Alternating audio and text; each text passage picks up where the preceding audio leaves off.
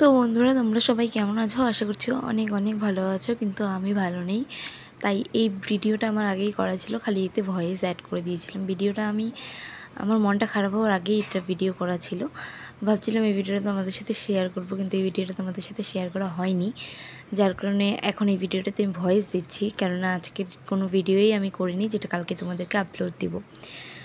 না করার একটাই কারণ, আমার মন ভালো নেই। আর ভিতর থেকে যদি মনটাই ভালো না থাকে, একটা যদি এনার্জি না থাকে কাজের প্রতি, তো সেটা ভিডিও হোক বা রান্নাবান্না, কোনো কিছুতেই মনটা বসে না।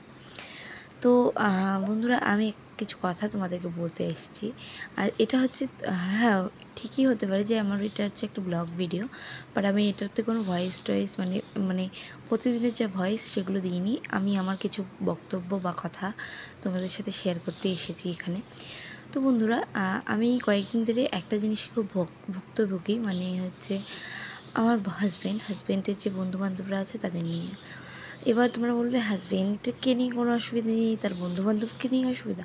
অবশ্যই আমার হাজব্যান্ডকে নিয়েও অসুবিধা রয়েছে, কিন্তু কি বলো তো, বলে না, সঙ্গ দোষে লোহা ভাসে, এই হচ্ছে ওইটা ঘটনা। সঙ্গ দোষে লোহা ভাসে, এই হচ্ছে ঘটনাটা। আমার হাজব্যান্ড না তো ওদেরকে বেশি ফোন করে, বেশি বলতে ফুল ফোনই করে না। যখনই আমি ফোনটা দেখবো যে ওরা একে ফোন করছে, কিন্তু কোনো ফোন ওদেরকে করে না, প্রথম কথা। দ্বিতীয় কথা, যেখানে ও কাজ করে সেখানে গিয়ে ভিতর থেকে ডেকে কাউকে দিয়ে ডাক দিয়ে বা হচ্ছে নিজেই ফোন করে ডাকছে একটু বাইরে আয়, তারপরে বাইকে নিয়ে কোথাও চলে যাচ্ছে। এটা কেন কেন এরকমটা কেন হয়? আমি তো এটাই বুঝতে পারি না।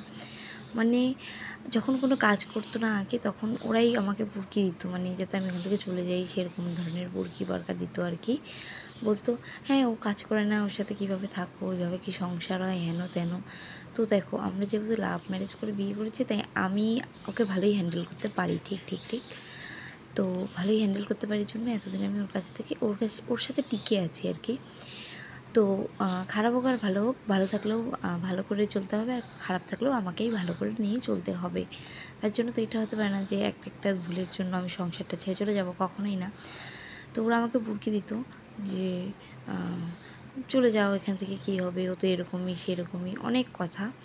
তো তখন ওরা আমাকে বুরকি দিত যে কাজ করে না, হ্যান করে না। আর এখন যেহেতু ও একটা কাজে ঢুকছে, আমরা একটু ভালো আছি, এটা হচ্ছে ওদের চোখে লাগছে আর কি। ওরা ভালো চায় না। ওদের ঘটনাটা হয়ে গেছে কি, ঠাকুর ঘরে খেয়ে রে আমি তো কলা খাইনি, হচ্ছে এদিকে ওকে ওর কাছে ভালো হচ্ছে, এদিকে আমাকে ইয়ে করতেছে। কেন আমি বুঝি না। হ্যাঁ, বন্ধু থাকবে, অবশ্যই থাকবে, মানুষ একা একা কখনোই চলতে পারে না। তার জীবনে বন্ধু, আত্মীয় স্বজন সবারই প্রয়োজন থাকে। তো ঘটনা হচ্ছে এটাই যে, হ্যাঁ, সেটা হচ্ছে ভালো কাজে লাগাতে হবে। এই না কি বন্ধু বলে তোমরা সব টাকা পয়সা খাবে, বন্ধু বলে তোমরা ওকে খারাপ দিকে ইউজ করবে, ভালো দিকটা কখনোই তোমাদের ভালো ভালো মুহূর্তগুলোতে রাখবে না, খারাপ মুহূর্তগুলোকে ডাকবে কেন? যখন কেউ অ্যাক্সিডেন্ট হবে তখন ফোন করে ডেকে নিয়ে যাবে অত রাতে। আর যখন তোমরা পার্টি করো, ভালো মন্দ, কারো বার্থডে থাকে বাড়িতে, কোনো অনুষ্ঠান করি, তখন তো তোমরা কেউ নিমন্ত্রণ করো না। এরকমটা কেন হবে? আমার কথা হচ্ছে, বন্ধু হবে প্রকৃতভাবে বন্ধু, যে সুখেও পাশে থাকবে, দুঃখেও পাশে থাকবে। আর তোমরা এখন যেহেতু ওর সুখের দিন, ভালো দিন, কটা টাকা কামাই করছে, একটু ভালো আছি আমরা, সেটা তোমাদের সহ্য হচ্ছে না। তোমাদের না, কিছু কিছু লোকের সহ্য হচ্ছে না আর কি, ওর বন্ধুগুলো সহ্য হচ্ছে না। তো আমি তাদেরকে অনেকবার বলেছি, ওরা শুনছে না। না শোনার কারণটা আমি বুঝতে পারছি না, কিন্তু অনেক কিছুভাবেই বলেছি, তাও শুনছে না। তো আমার হাজব্যান্ডকে আমি বলেছি, আমার হাজব্যান্ড আমাকে বলছে যে ওরা যদি নিজেই আমার সাথে কথা বলে তো আমি কী করব? তো আমার কথা হচ্ছে, হ্যাঁ, কথা বলতেই পারে, মুখ আছে, সবার সাথেই সবাই কথা বলবে, অবশ্যই বলবে, কেন বলবে না? কিন্তু ঘটনা হচ্ছে, সেটা ভালোর কথা বলবে, তাই না? এখানে যাব, ওটার পার্টি করব, এত টাকা লাগবে, অত টাকা লাগবে। আর যে কোনোই পার্টি করুক না কেন, তখন সব টাকা আমার হাজব্যান্ড দেবে। কেন? কি কোটিপতি, না এই আম্বানির ঘরের ছেলে? এটাই তো বুঝতে পারি না।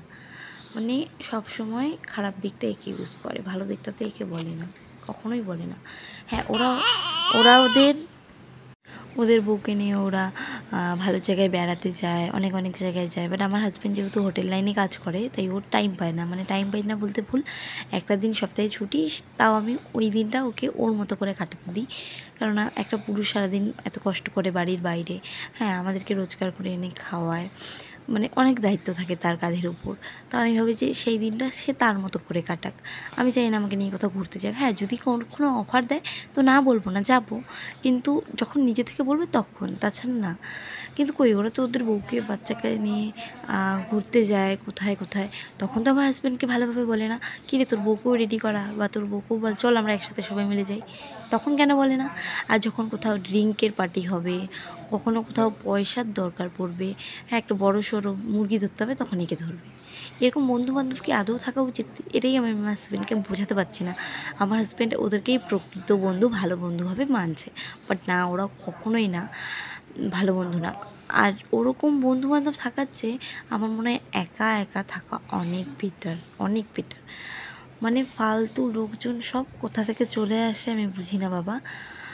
আর মানে প্রতিটা জিনিসেই ওদের সমস্যা। আমাদের বাড়িতে কী করবো না করবো আমার হাজব্যান্ড হয়তো ওদের সাথে শেয়ার করে। শেয়ার করাটা কখনোই খারাপ বিষয় নয়, ভালো বিষয়। কিন্তু ওই শেয়ার করলেই তো ওরা ব্যাপারটা ঘুরিয়ে দেবে, উল্টো পাশে করে দেবে। ধরো আমি একবার বলেছিলাম আমার হাজব্যান্ডকে, চলো এবারে লক্ষ্মী পুজোটা একটু সুন্দর করে করি। হ্যাঁ, ও রাজি হলো, বললো ঠিক আছে, বন্ধুবান্ধবকে বলি সবাই মিলে আসবে, বাড়িতে প্রসাদ টসাদ খাবে। সব আমাদের মানে ওকে, আমাদের কথাবার্তা ফাইনাল হয়ে গেলো, পুজো টুজো করবো। রাত্রিবেলা বাড়ি এসে বলছে এত বড় করে পুজো করার কোনো মানে হয় না।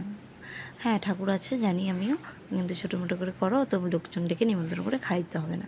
এর মানে কি, মানে ঠাকুরের পিছনে পয়সাটা খরচা করে না করে, মানে ওই লোকজনকে প্রসাদ না খাইয়ে ওদেরকে পার্টি দিলেই হবে, এরকম একটা ব্যাপার। মানে তাহলে ওর সকালেই মুডটা ঠিক ছিল, রাত্রে কী করে মুডটা চেঞ্জ হয়ে গেলো, তার মানে ওর ব্রেন ওয়াশ করে কিছু কিছু লোক আছে এরকম। তো আমি তাদেরকে বলবো, তাদের কি বাড়িতে বউ বাচ্চা কাচ্চা থাকে না নাকি, আমি তো বুঝি না।